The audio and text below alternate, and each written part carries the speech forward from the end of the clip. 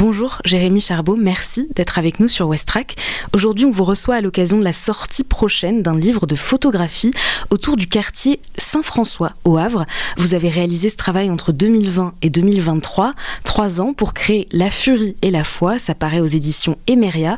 On va en reparler, mais il sera disponible en précommande le 15 septembre et en boutique pour Noël. Tout à fait, bonjour à tous. Donc j'ai réalisé un travail photographique de 2020 à 2023-2024 sur le quartier Saint-François et plutôt son monde maritime relié à la mer. À Saint-François, ce qui est assez prédominant, c'est la pêche. Donc je me suis servi beaucoup de la pêche pour parler du quartier, de son côté insulaire. En travaillant chez Lily, au début de l'aventure du bar chez Lily, j'ai pu côtoyer pas mal de gens du quartier. J'ai rencontré beaucoup de pêcheurs, d'armateurs et de gens liés à la mer. Et j'ai décidé de faire un travail photographique sur cet environnement-là. Et c'est là, en rencontrant des personnes de la criée, du monde de la mer, que ça vous a donné cette idée? C'est comme ça que c'est venu? Carrément. J'ai toujours aimé en photo les côtés un peu autarciques, enfin les endroits où les gens arrivaient à se créer une société un peu indépendante. Et c'est ça que j'ai voulu montrer à travers mon travail. Ça a mis un petit peu de temps, mais ça a matché entre nous, les relations humaines, et ça m'a permis d'être très libre pour aller ensuite faire des photos, pas principalement sur les bateaux, parce que c'était pas mon idée de faire un travail photographique sur la pêche et en mer, mais c'était surtout pour relier l'homme à son environnement, et qui est un environnement assez particulier. Est-ce que vous pouvez nous parler de la première rencontre qui vous donne envie, en fait, de vous intéresser aux pêcheurs, au monde de la mer, à la criée? Les premières rencontres, je pense que ça a été au comptoir du bar au tout début. Il y a eu un intérieur avec l'idée de Lily qui n'était pas encore vraiment décoré. Donc c'était un ancien bar qui s'appelait Le Bon Coin où les pêcheurs et les dockers se réunissaient beaucoup à l'époque. Du coup, il y a eu des petites touches de décoration qui ont été faites à l'intérieur du bar et il y avait une sorte de contraste assez marrant avec les gars qui arrivaient un peu crades avec leurs affaires, un mélange de le week-end de Parisiens, de touristes et tout, les blagues des pêcheurs, leur environnement assez du territoire normand m'a marqué et je me suis dit il y a quelque chose à faire. Donc j'ai commencé à faire des photos un peu librement et c'est au bout de 3 ans que j'ai réalisé qu'il y avait vraiment ce travail-là devait être mis en livre, quoi.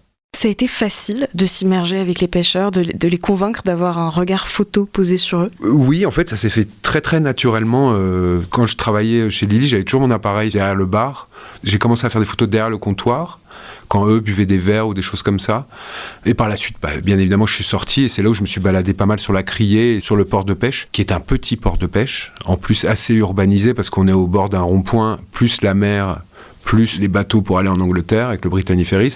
Donc il y a vraiment un environnement très particulier et je voulais parler de ce territoire qui symbolise aussi le patrimoine normand. Le fait d'être immergé dans le quartier, de travailler dans ce bar, qu'est-ce que ça vous a permis d'autre? Je pense que si j'avais pas travaillé dans le bar, je me serais quand même dissimulé dans le quartier pour voir un peu ce qui se passait. Mais le rapport humain et surtout les histoires que j'ai pu entendre, qu'ils m'ont racontées, les moments que j'ai vécus quand il y a eu un bateau par exemple qui a coulé pendant que j'étais chez Lily. Il y a eu quand même 3 morts. Mon livre n'est pas du tout relié à ça, mais j'avais envie de montrer la force des hommes et des femmes qui faisaient ce boulot-là. Surtout parler du quartier qui est très particulier, indépendant depuis que François Ier l'a découvert. Vous en parlez comme d'une île. C'est assez intéressant aussi ce côté isolé, fermé de ce quartier. C'est ça que je veux particulièrement montrer. Ce quartier qui est séparé par 3 bassins. Vous pouvez y accéder que par des ponts maintenant. Et la pêche me sert vachement de symbole pour montrer l'indépendance déjà de ce métier. Donc je leur rends hommage en faisant ce livre-là. Je voyais vachement cette entraide aussi qu'ils ont entre eux. Il y a des moments durs, il y a des moments joyeux. C'est pour ça que ça s'appelle d'ailleurs La Furie et la Foi. Il y a de l'humanité, il y a de la faune, parce qu'il y a beaucoup de matière, il y a des algues, il y a du gasoil, il y a tout un milieu un peu mystique que j'ai voulu montrer à travers ce livre. Le mysticisme, c'est ça aussi qui se retrouve dans le titre, parce que vous avez commencé à l'expliquer, c'est vraiment pas un titre banal, La Furie et la Foi. Mes photos sont très entre ombre et lumière, c'est du clair-obscur, je recherche toujours cet équilibre entre le sombre et la clarté. Et La Furie et la Foi, oui, il y a un côté aussi un peu mystique, c'est relié beaucoup aussi à la religion. Alors moi, il n'y a aucune religion dans mon livre, mais ça peut être relié aussi au mysticisme, effectivement, avec le nom des bateaux, ou même la bénédiction de la mer. Puis il y a un côté relié aux éléments qui est très important, avec la mer, l'air, le feu. Les 4 éléments.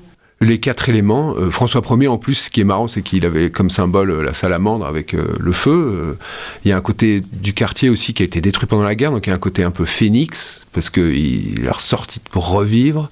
Moi, j'ai fait quelque chose d'assez artistique, assez pictural, donc c'est entre ombre et lumière. J'ai chassé toutes les images où il y avait beaucoup de soleil et de ciel bleu, c'était pas du tout mon intention. Donc j'ai cherché des ciels avec des lumières diffuses, qui donnaient un côté justement mystique. Et les photos symbolisent un monde un peu en marge, particulier et qui symbolise réellement pour moi le Havre. Est-ce que ces photos, vous les avez montrées aux pêcheurs, aux personnes que vous avez pris en photo en général ? Il y en a plein à qui j'ai déjà montré les photos. J'ai fait un dossier pour aussi démarcher des partenaires et des choses comme ça, donc je l'ai donné à plusieurs pêcheurs. Quelle était leur réaction ? Peut-être être surpris ? Oui, ils sont surpris. Et puis, tout le monde n'a pas les mêmes réactions vis-à-vis des photos. Ils sont surtout très fiers que j'édite un livre, en fait. Ça les rend très fiers. Même qu'il y ait une expo après, normalement, à l'hôtel de ville, de montrer un peu leur présence. Parce que c'est vrai que c'est pas évident pour eux. En dehors de tout aspect pêche, c'est qu'ils sont confrontés à beaucoup de difficultés vis-à-vis des institutions. C'est pas évident. Est-ce que vous pouvez revenir sur cette sortie de livre ? Où est-ce qu'on peut le retrouver ? Il va être en crowdfunding, donc le crowdfunding, ça permet de faire de la précommande, ça permet de préfinancer le livre avant sa sortie en librairie. Les maisons d'édition maintenant mettent beaucoup moins d'argent sur les auteurs, donc beaucoup d'artistes et de photographes pratiquent le crowdfunding, donc c'est le public qui préachète le livre. Ensuite, ils le reçoivent chez eux. Et ensuite, à Noël, on pourra le retrouver en librairie nationale. Et à partir du 15 septembre, sur Internet et sur le site de MRIA, il y aura le lien du crowdfunding pour pouvoir acheter le livre à un tarif préférentiel et pouvoir avoir aussi d'autres contreparties, donc des tirages photographiques ou une édition de tête dans un très beau coffret qui est limité à 30 exemplaires. Et ensuite, il y aura une exposition donc au Havre. Et ensuite, il y aura une exposition à l'hôtel de ville du Havre du 28 janvier au 27 février. J'ai une dernière question pour vous. Maintenant que vous connaissez très bien ce quartier, est-ce que vous pourriez le résumer en 3 mots ? En 3 mots ? Ouais, c'est difficile. Indépendance, force et liberté. Merci beaucoup Jérémy Charbot, photographe, d'avoir été avec nous. Merci beaucoup à vous et à très bientôt pour la sortie du livre. J'ai hâte.